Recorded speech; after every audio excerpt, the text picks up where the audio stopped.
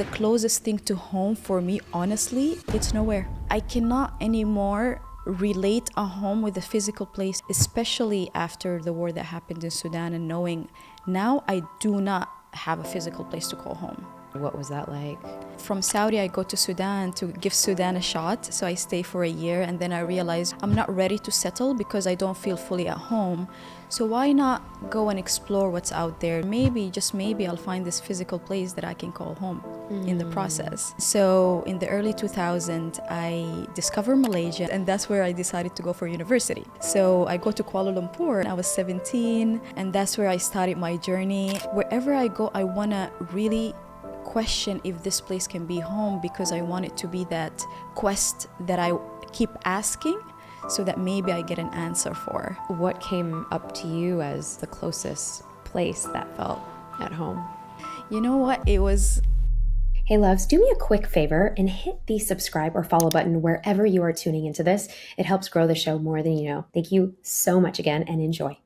Isn't it so interesting though, because it takes the courage, it takes bravery to step into a new version of yourself. Yeah. And you may be ready or you may not be ready. And so you have had such a fascinating life.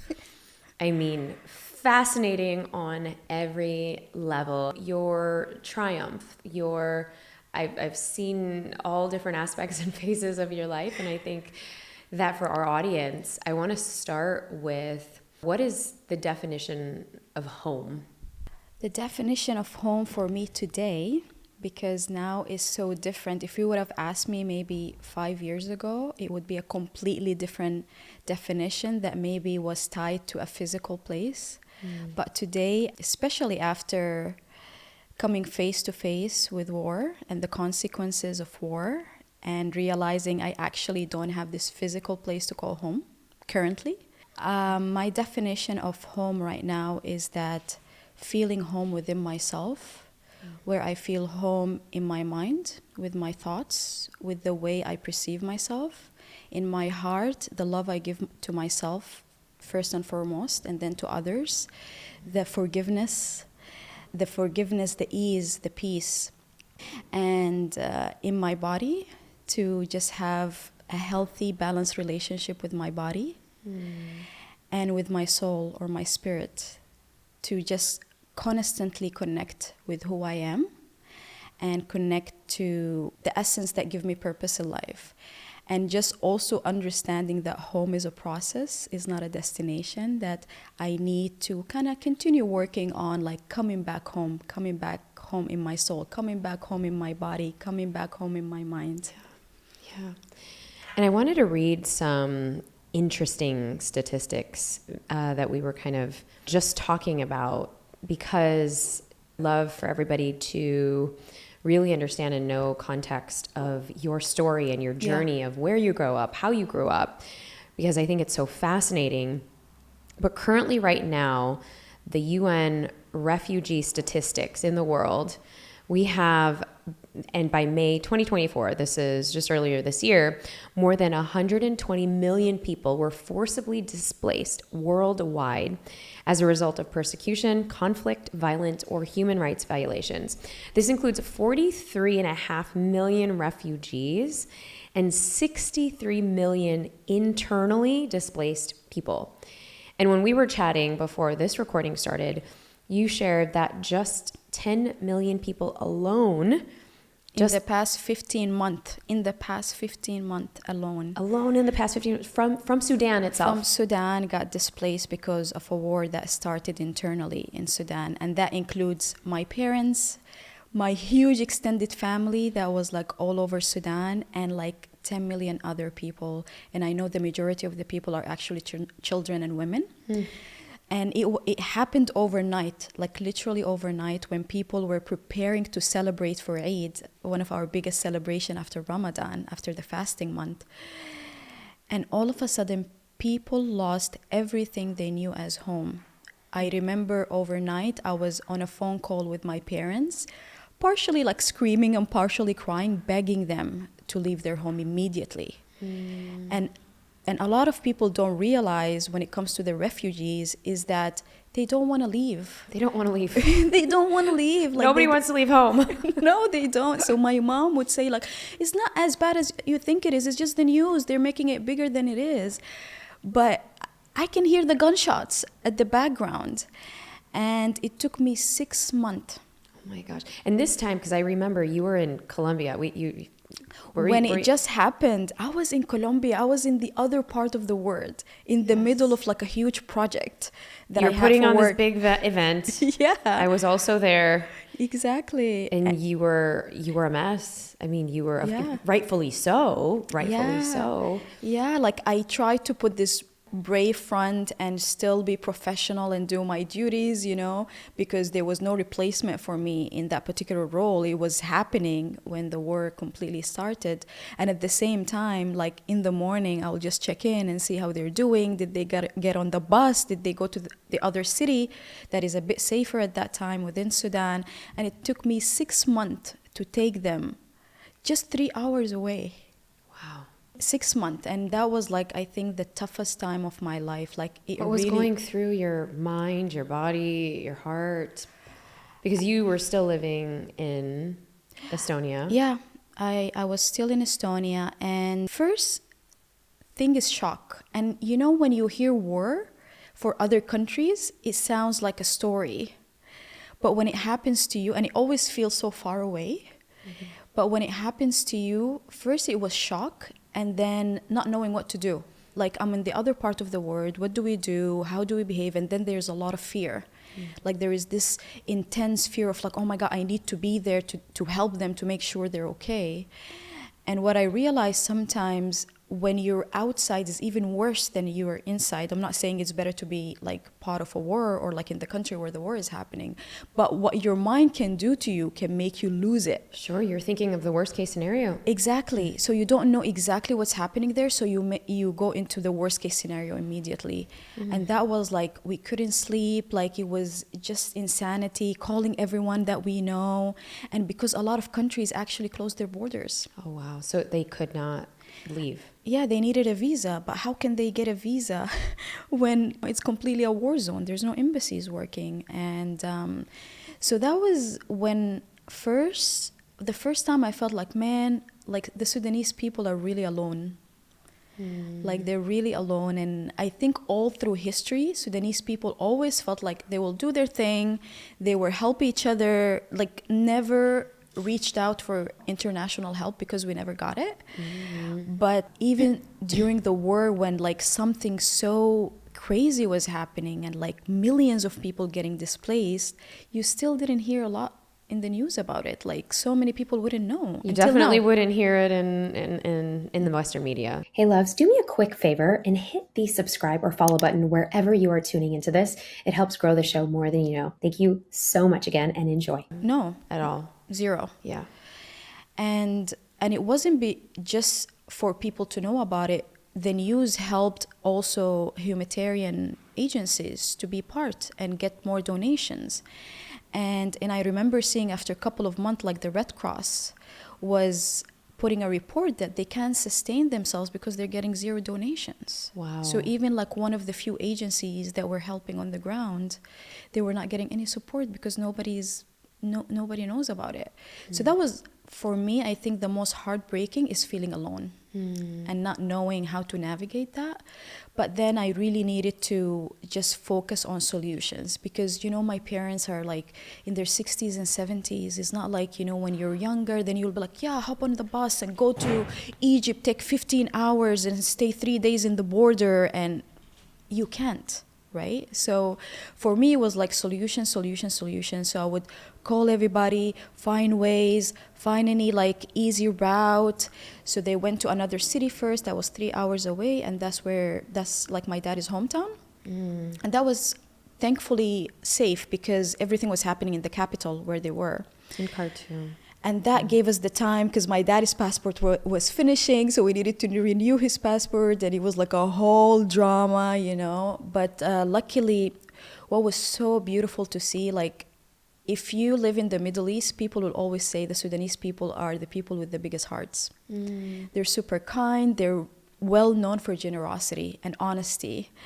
So what people did when that happened, so when people moved from the capital city of Khartoum to Madani, which is 3 hours away, and that was the fastest way for people to get away, everybody opened their homes. Oh, wow. They know you, they don't know you. They open their homes and put mattresses on the floor, on the ground, so everybody can come to any house if you don't have family in Madani. So that was so beautiful to hear and to know. And everybody was sharing their food. And the buses, like, so my parents took a bus and went to the city. And on the way, people were standing with water, with food on the highway to go to Madani to just help these people. Wow. People from other smaller villages, because they knew after 3 days after the first 3 days, electricity got cut off. There was no water. My dad was going to look for water in like wells, like literally in the capital city, because everything shut down. Wow. And that was the only time my mom agreed to leave home. What? When she saw my dad was going through that. So it was like an insane thing that we can like take forever talking about, but... And I want to kind of point out that your parents, that they weren't really living there. You didn't grow up in Sudan. So my parents grew up in Sudan. So until they went to university, got educated and everything. And then my parents moved to Saudi Arabia for a job opportunity for my dad. And they thought they're going to stay a couple of years, and they ended up staying 25 years in Saudi Arabia. So I was born in Saudi. Yeah. And two of my other siblings were born in Saudi.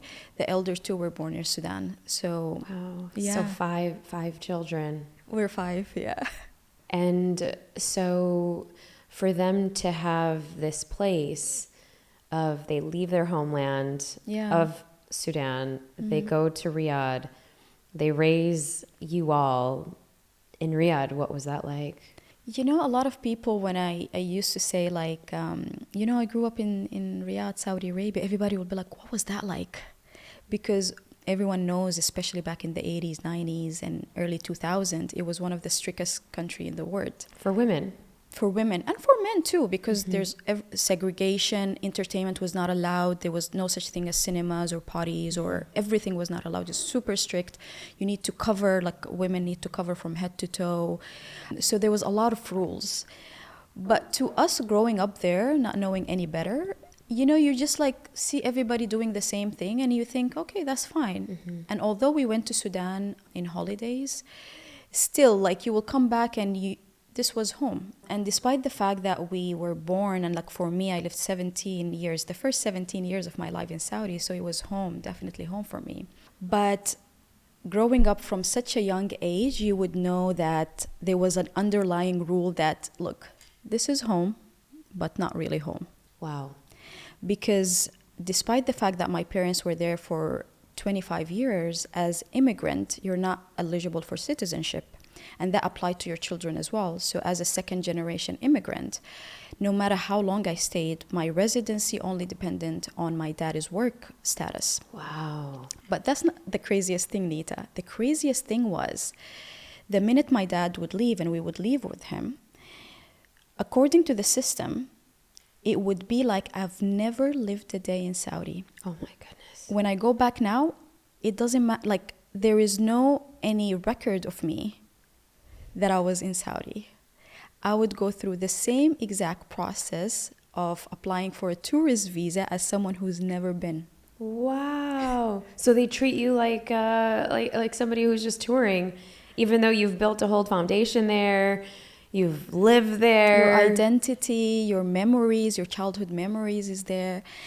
And so they don't have a system or a process that takes note of people. It could take note, but when it comes to your benefits or when it comes to your rights or when it comes to anything it's not applicable. Yeah, it doesn't mean anything. Like if I have to apply for a tourist visa for someone as if someone never been, like that's wild. That's saying, so for those in the West, that's saying if your parents immigrated to the UK, Canada, the US, basically if they leave or go somewhere else or go back to their hometowns, they would literally... Which will eventually happen because it's just like a work visa. So every time they'd go away or vacation, they would have to come back and do the same process to apply. No, when you go for a vacation, that's different because you still have your residency. But if you exit, as in you leave the country and you discontinue your work permit... Your work permit, wow.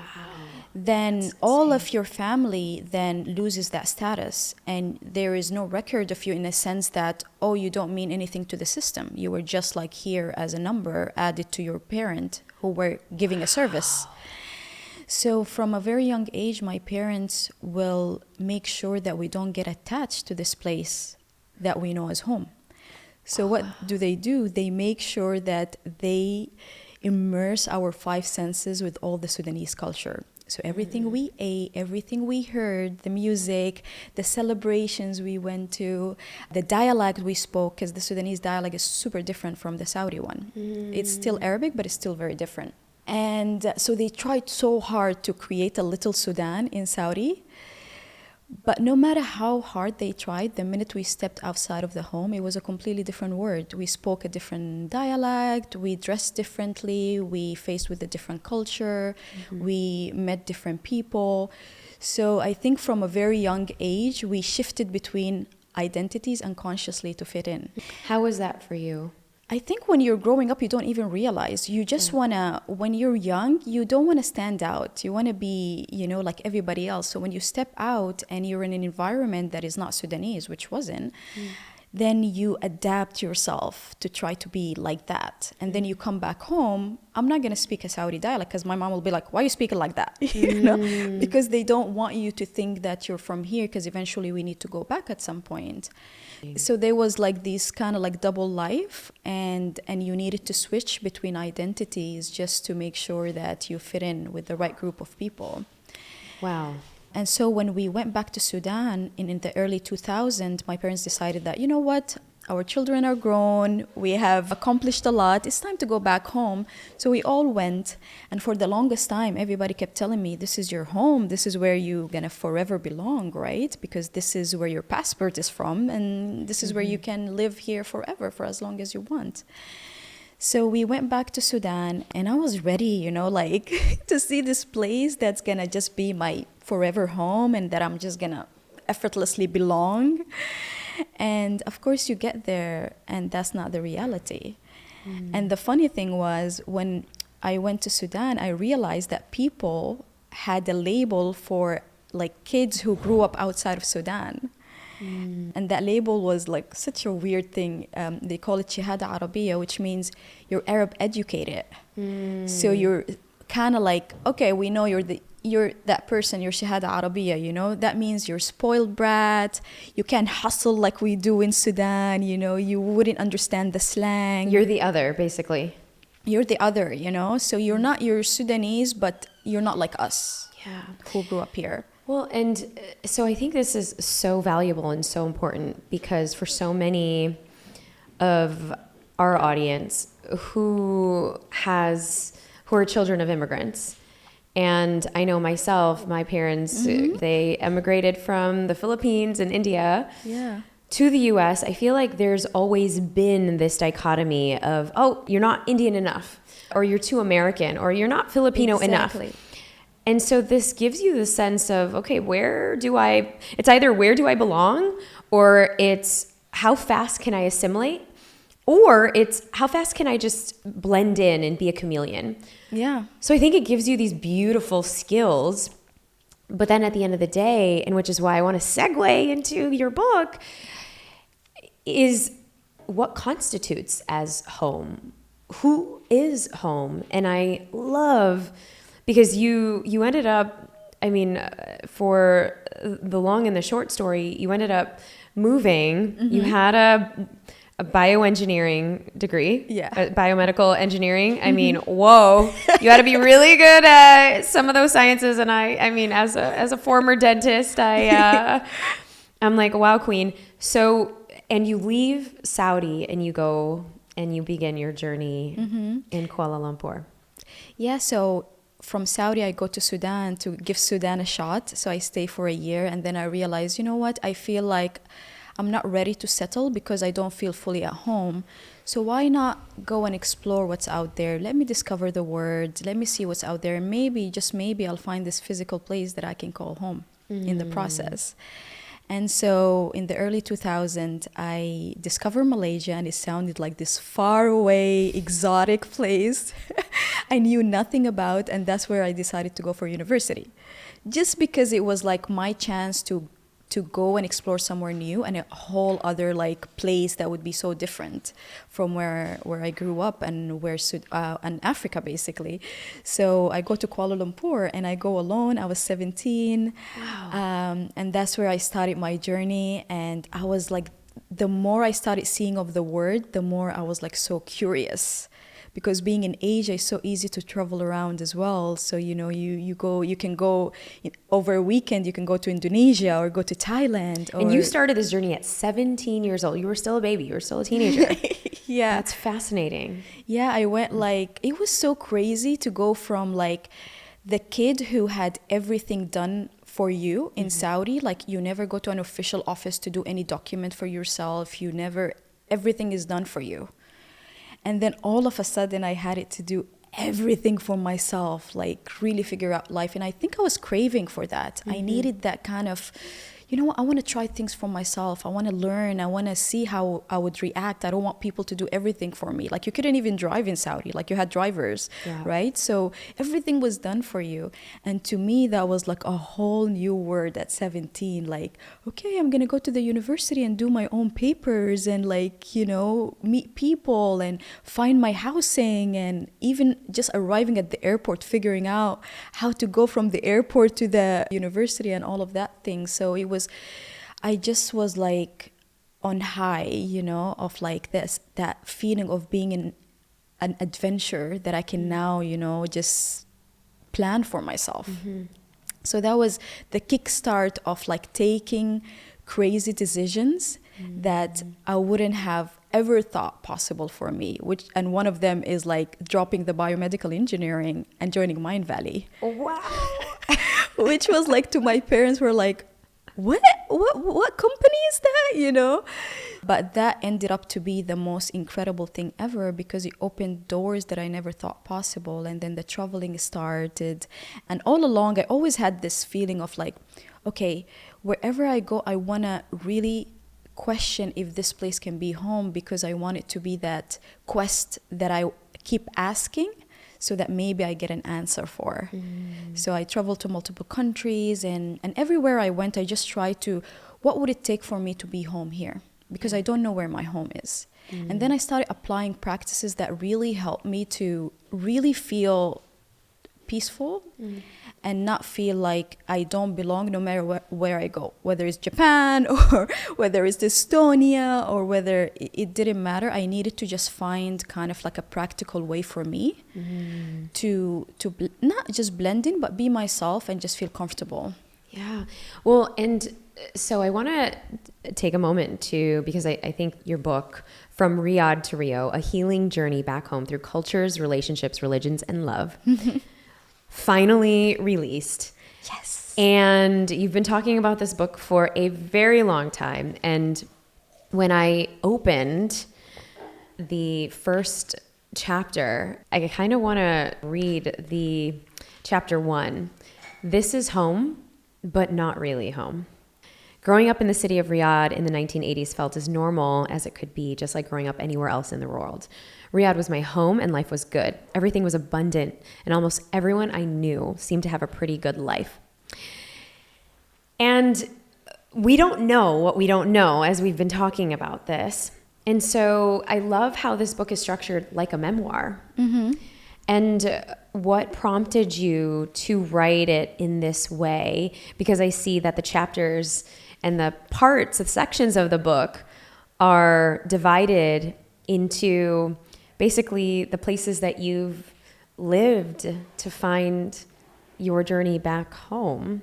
And I think it's so relatable as the rise of so many nomads in the world. And I felt like I met you also in Kuala Lumpur on my Eat, Pray, Love Bali post-divorce healing journey. Yeah. And many times, and for those listening and watching this on YouTube, many times we are in that space of, okay, we're at a crossroads of life. We're at an intersection where I want to explore. I'm so curious about the world. Yeah.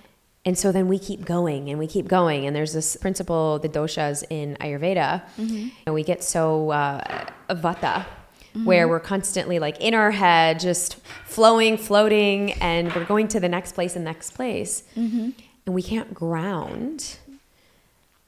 And it's to your point of, well, we're on this search, either the search for ourselves, the search for something else, or the search for something that makes us feel safe and makes us feel at home. While you were writing this, what came up to you as the closest place that felt at home? You know what? It was my journey with writing this book was, I would say, maybe different from other people's journey, because when I was writing this book, and as you mentioned, it's more like a memoir, like my story, I never even Googled once how to write a book. Or I just sat down every morning, took a pen and a paper, and wrote a story that meant something to me in my life, or a story that caused a pivoting change in my journey to find home. And this is how I divided the chapters. I put the cities where something clicked or something moved me into another direction that got me closer to myself and to find that home within myself. And it wasn't necessarily that the places that I lived, but it was in that moment, in that country, that shift happened. And as I was writing, first I did not realize that I still had a lot of healing to do to be able to really share my story. So all the writing that was coming to me was some of the hard stories that I've never shared. And it made me realize this book was, beside the idea of like, I wanted to share the journey, it's my own coach of like going, like accepting what my story was. And then by putting it in the word, then I know for sure that acceptance is complete in a way that I'm putting it now, and this is all of me. So to me, the writing came from a place of just allowing, because I didn't have any structure. I didn't put like, okay, these are the chapters, this is how they flow. I didn't do any of that. And I did so many iterations of this book. I was writing it for 5 years. Wow. So the first version and this version, they're like, they don't belong together. The plight of every author. Yeah, because I was just allowing what needed to come, and I was just praying every day, like, what the message that need to come through this book, please come and let me know what it is. So I just allowed the process, and that's why it took me so many years. But also, as I was writing, I swear to you, I will wake up and like, I know the title of my book, or I know how the chapters will go, because it was just like allowing what needed to be kind of come into this book through a healing process, I would say. And I would say like the closest thing to home for me, honestly, it's nowhere. Because I cannot anymore relate a home with a physical place, to be honest with you. I relate home with me feeling at peace with myself. Because if I'm at peace, and that's what I learned through the years, it didn't matter what country I was in. I can be anywhere. Like, I'm here in Estonia in the winter. I am having fun. Everyone is struggling. And I'm just like... It's only 3 hours of daylight. Yeah. And I really believe, because I just like... I'm trying constantly to cultivate like practices that make me feel good about myself, because I know most of the time that we complain about something external, it's not really that. It's always something within that is not aligned, either in the body, the heart, and mind or soul. I really believe that concept, and I try to live with it, especially after the war that happened in Sudan, and knowing now I do not have a physical place to call home because I'm in like visa. So I don't know what the future holds. So it's so important for me to just cultivate, embrace, and embody this concept. And just like, you know what, it doesn't matter what surrounds me. I just want to be at home within. And why the title, From Riyadh to Rio?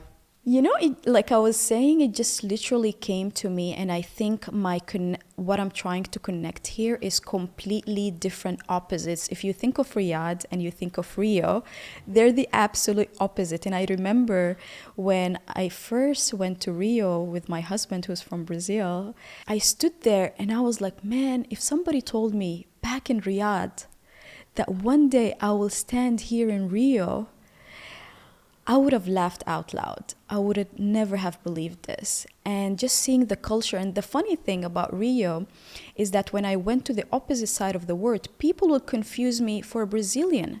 So people felt like I was from there. And that made me realize, man, we're not that different. I'm like from Saudi Arabia, in Brazil. And people thought I was Brazilian. So they would literally come to me when I spoke English to my husband, thinking I'm the Brazilian one. So they speak to me in Portuguese so I can translate to him. Oh my goodness. When we were and I loved it. And that just made me realize, like, we are so similar. It doesn't matter like how different our cultures and the things we grow up with.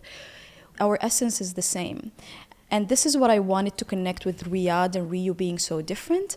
Also the healing journey, the love journey, marrying a Brazilian. So it has so many layers to this title. Well, I want you to give us a tiny little snippet, because I think so many people will fall in love with the love story of a Sudanese, a Saudi Arabian girl falling in love with a super loud, incredible, pure heart of gold of a man that Ronan is. And I think many times when people come together from sometimes cultures or religions where they don't mesh, they clash, that's like the most beautiful Romeo and Juliet love story. They're not supposed to be together. Did you two go through any of that with your families? How was that? Because I know you had a beautiful wedding, which molded both cultures, which is so fascinating. And how did you navigate that? How did you navigate all of those pieces?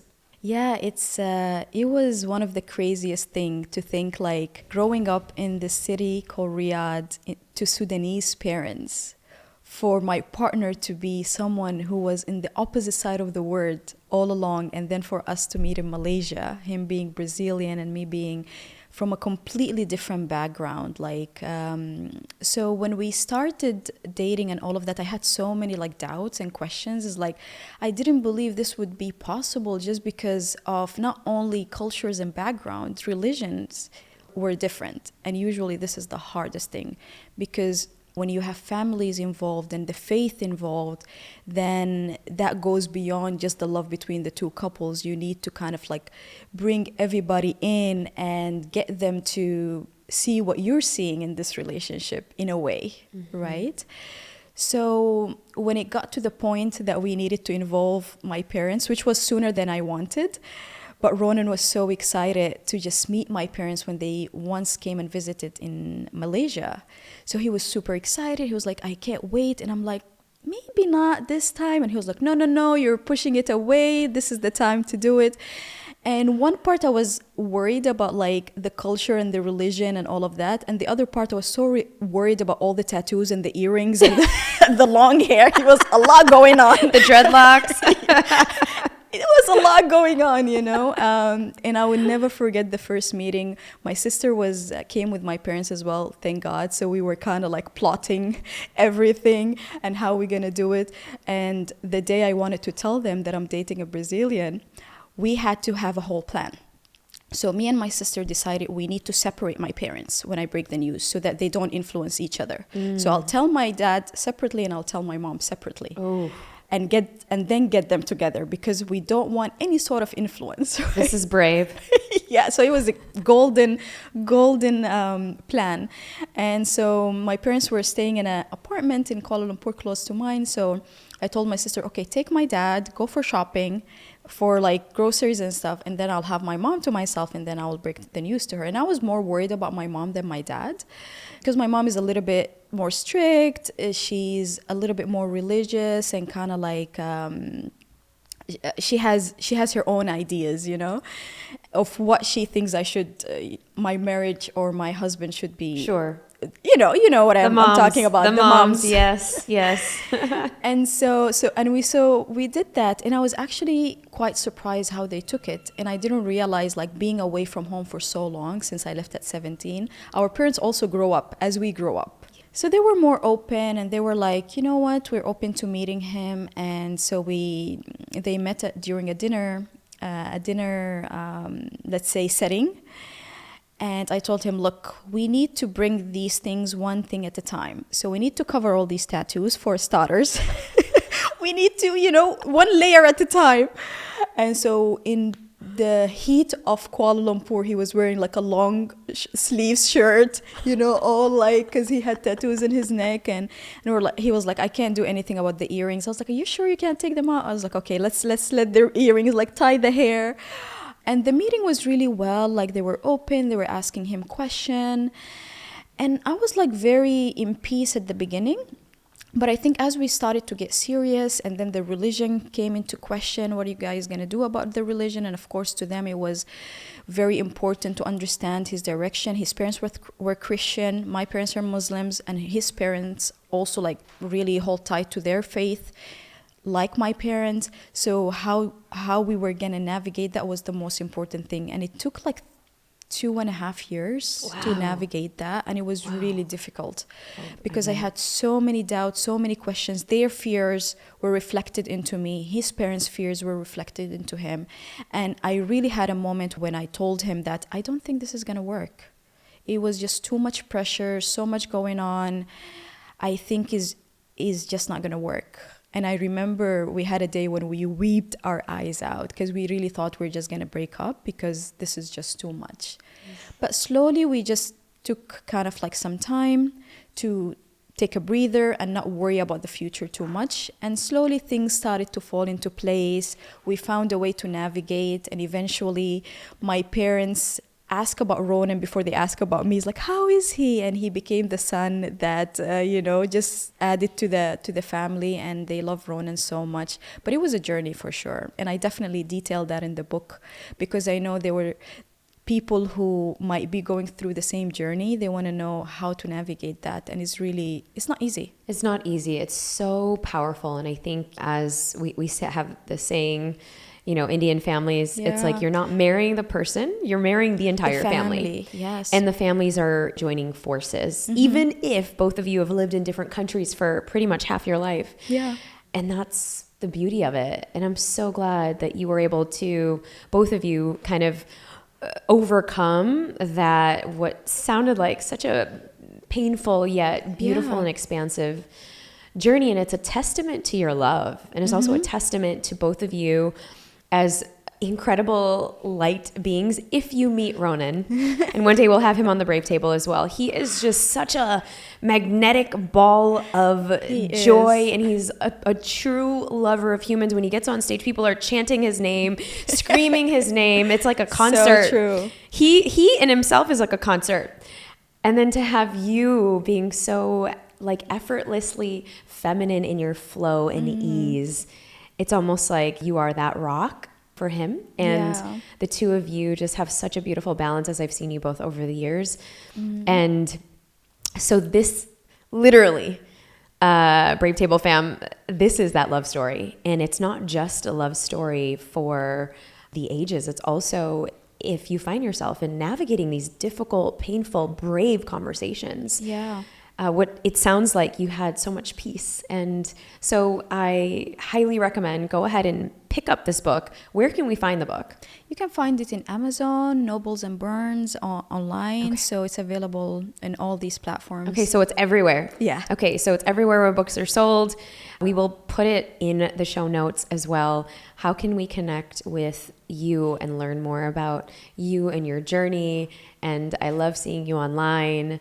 And, I know that you have a donation link for those who want to contribute to the Sudanese efforts. Yes, you can connect with me on Instagram at olla.abbas. So that's OLLA.ABBAS. And you can also go to my website, ollaabbas.com. And you'll find all the information there. And as we get into our spill the chai round, we have our few questions. So this is our fun round. All right, and my love of chai is big. Okay. And so, tea tarik or the chai from Riyadh. The chai from Riyadh, or even the chai from Sudan, which is just, we call it chai belaban, which is milk tea. And I just got all my friends hooked into it, and it's very close to the Indian masala tea. Is it really? Yeah. Is it really? In the Kuala Lumpur, the tea tarik is Yeah. super sweet. Yeah, it's very sweet. Super sweet. So which one would you pick? Yeah, the tea tarik or the Sudanese? The Sudanese for sure. Sudanese. Right. Hands down. Okay, Brazilian food or Sudanese food? Sudanese/Arabic food for sure. Sorry, Ronan. Definitely. man. I think he's on that side too. No steaks for you? No, I'm not such a meat person. So I like the dips and the hummuses and these kind of stuff more. Favorite place where you both like to visit? I would love to go to New Zealand. I've never been. I would love to go there. And how many countries do you have on your belt? I've never counted. That's why I keep saying 30 plus. Maybe there are more, but I never counted. I know Ronan have been to 50 countries. Okay. Because he has I like think an you're app. up there. Yeah, Yeah, I you're don't up know. there. I don't You know. should probably count. Yeah. One word that describes the season of life. I would say this season for me is action. Just doing and exploring and putting myself out there and just seeing what my soul is capable of doing. So I would say this is the season for me to try different things and explore. So amazing, so incredible. I just want to take the time to read some of the praises that you got from the book. I'm looking in the back of the book, and Dr. Shafali, love her, the queen of conscious parenting. She wrote, with raw vulnerability, Olla beautifully captures the universal yearning for identity and a deep sense of belonging. With adventure and introspection, From Riyadh to Rio offers invaluable insights and guidance to cultivate an authentic sense of belonging deep within our hearts. So powerful. And my other bestie, Marissa Peer, says that this is a captivating exploration of navigating diverse cultures and beliefs, illuminating the complexities of self-identity in the process. With an important message for our era of global migration, this moving read urges us to embrace a profound sense of home, no matter where our journeys take us. Oh my goodness, this is powerful. So big. Thank you, love, for your heart. Your heart is literally written on the pages, and I know that our readers will enjoy it as much as you've shared today. Thank you for your wisdom. Thank you. It was such a pleasure to have this conversation and with until you. Next time on the Brave Table. Wow. I still have goosebumps on my arm since that interview. She's just incredible. She's such a light. And go ahead, follow her at Olla.Abbas on Instagram. You definitely want to grab this book. Grab it for your bestie, for a best friend, for your work colleague, for someone in your family, maybe somebody who you can shift their beliefs and their perspectives on people from different backgrounds, religions, and diverse cultures, and perhaps maybe even changing their perspective on our big refugee crisis that's in the world. And I will go ahead and link some of the organizations that Olla recommends to donate to the Sudanese cause, as well as where you can get her book, From Riyadh to Rio, A Healing Journey Back Home Through Cultures, Relationships, Religions, and Love. And if you're curious to find deeper meaning within yourself, find that home within yourself, that self-love within yourself, to get juicy with yourself, I've linked 3 additional episodes in the show notes. I'm so thankful you are here. And if you are watching this on YouTube, give us a thumbs up, a subscribe, like this video, tell us what you loved in the comments. And if you haven't already followed us, take a moment, please, and do that on Spotify, on iTunes. We would so love and appreciate your thoughts, as well as if you love this episode, tell us what you think. Tag us on the Brave Table and tag us at Neeta Bhushan on Instagram. Thank you so much for tuning in, and I will see you next time. Have an amazing day, week, and don't forget to be just a little bit more brave.